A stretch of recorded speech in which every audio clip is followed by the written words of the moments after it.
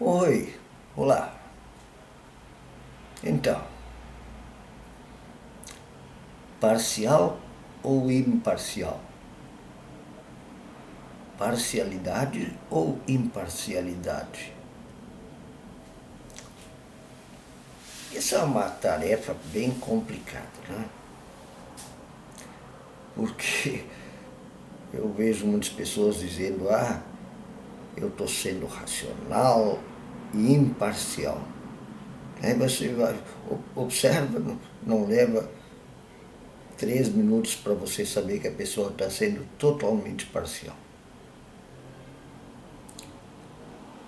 Porque às vezes é só uma nuvem de fumaça que ela está fazendo para tentar esconder o lado para onde ela quer nos levar, né? E às vezes é uma coisa que até sincera, que ela acredita.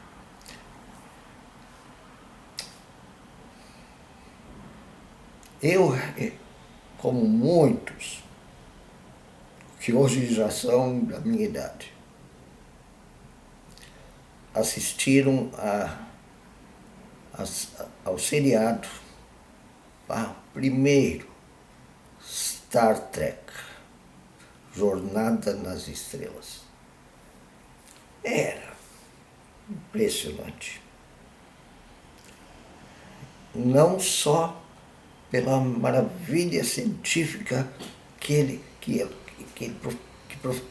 seriado profetizava, não só pela tecnologia que ele adiantava, e que hoje muitas coisas nós, até por inspiração daquele seriado, já temos.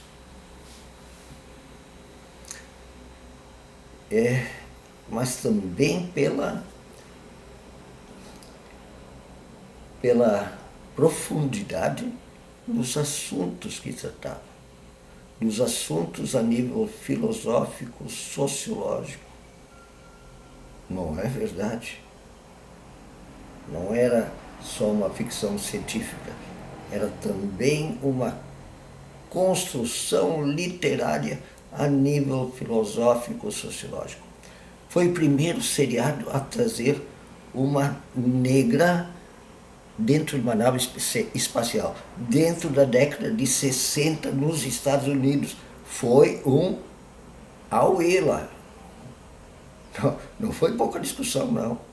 Os negros e as negras vibrando, e muito racista, supremacista branco, irritado. E trazia as relações de gênero sem problema, sem muita divisão, quase. Hoje já estaria meio atrasadinho assim, com as conquistas que já foram feitas pelo feminismo, pela sociedade. Mas ele, mesmo assim, era impressionante esse seriado, com os seus personagens também, né? Os personagens eram incríveis. E um desses incríveis personagens era o Spock, Capitão Spock, que era um alienígena, um ser quase assim muito parecido com o ser humano, mas um vulcano, do planeta Vulcano, e eles tinham então como método de viver e pensar, de se comunicar, de viver em sociedade, eles tinham o raciocínio, a interpretação intelectual como base para tudo. Então ele agia e reagia conforme aquilo que ele pensava, via e raciocinava. Fantástico.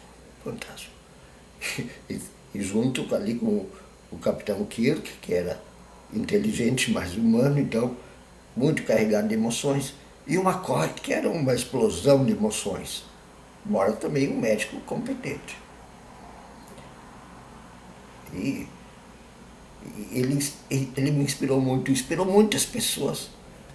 Quem não se lembra do sinal dos vulcanos? Vida próspera e longa. Todo mundo conhece. Mas eu também, então, eu vi muita coerência naquilo de usar o raciocínio para analisar todas as coisas. Lá pelos 14 anos por aí. 15, até os 18. Até os 19, 18, 17, 18. Ali eu comecei a ficar. Eu levei um susto. Um dia alguém me disse uma coisa muito inteligente. Então, expondo para uma pessoa essa maneira que eu queria viver e pensar. Razão em tudo. Ser racional em tudo. Ela me disse assim, sim, racional a gente tem que ser. Mas, racional do lado de quem? Racional do lado de quem?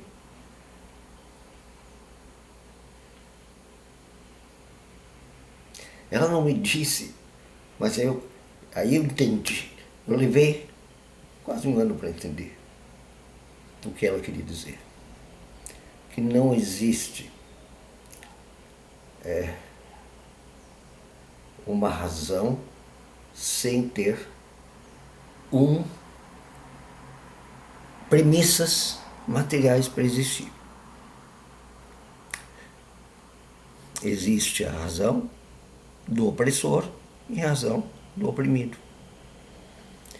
E eu fui vendo que na razão do opressor, o opressor sempre está ganhando.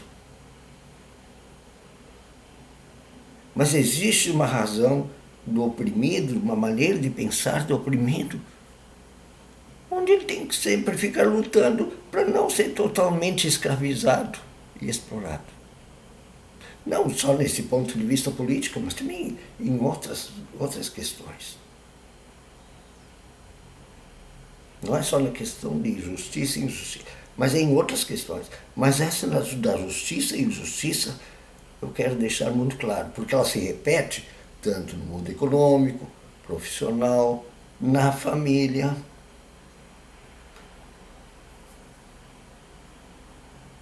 Alguém vai dizer assim para um homem lá do século, nem precisa tão longe, século XX, XXI, ainda tem homens muito machistas, século XXI, dizer que as mulheres têm os mesmos direitos, as mesmas capacidades que os homens. Muitos homens, até mulheres, não vão nem conseguir acreditar, porque estão durante anos, e homens, claro, até por interesses, não vão conseguir entender essa lógica de que homem e mulher têm as mesmas capacidades. Mas como? Mas vejo do lado das mulheres que estão se descobrindo, que descobriram os dons das mulheres e o quanto elas foram oprimidas e subjugadas durante a história. É outra lógica. É outra lógica. Então, eu vou continuar sendo imparcial num caso desses, ou no caso das sociedades onde desde a origem do estado mais primitivo, da exploração de poderosos sobre oprimidos, escravos, explorados, mais fracos. Ou eu vou entender essa lógica agora também a partir da lógica dos mais fracos e vou tomar partido.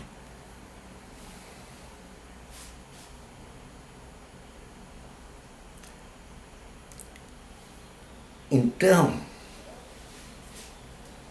a partir disso, eu cheguei a uma conclusão. Para mim, por enquanto, vale. Eu acho que esta é a que vai valer para sempre na minha vida. Eu já estou começando a não ficar... Eu já tenho menos vida para ganhar do que eu já tive, certo?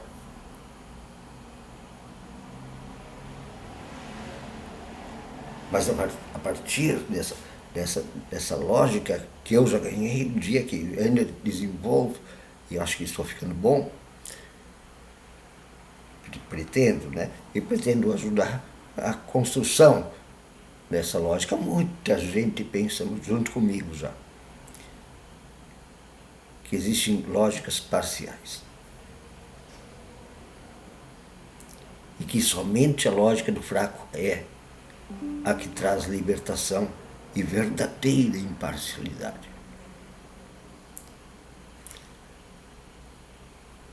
O que eu quero trazer é que a gente precisa ser racional, sim, mas essa imparcialidade tem lado. Isso eu assim, trouxe à tona essa reflexão a partir das senhas diárias, onde, mais uma vez, como em tantas na Bíblia, como em toda a confissão bíblica, sobre Deus Javé revelado em Jesus e ativo pelo Espírito Santo, pelo Ruach Javé, Espírito de Javé. Esse Deus, por amar, escolhe um lado, e é o do fraco e da fraca, do oprimido, da oprimida, do fraco, da fraca. Pois só assim dá para libertar toda a humanidade. Não dá para se colocar ao lado do forte, porque a lógica do forte é uma lógica de escravidão. Então, racional, sim. Imparcial, não dá. Embora, claro, a gente, amando ao mais fraco, ao mais pobre, ao oprimido, a gente não vai deixar de ser racional, de ser crítico, mas com a opção de ver o lado do mais fraco e saber que há duas lógicas.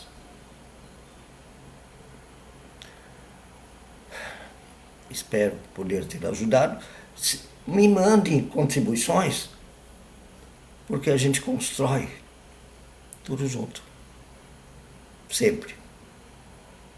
Querendo ou não. Para o bem e para o mal. Um bom dia.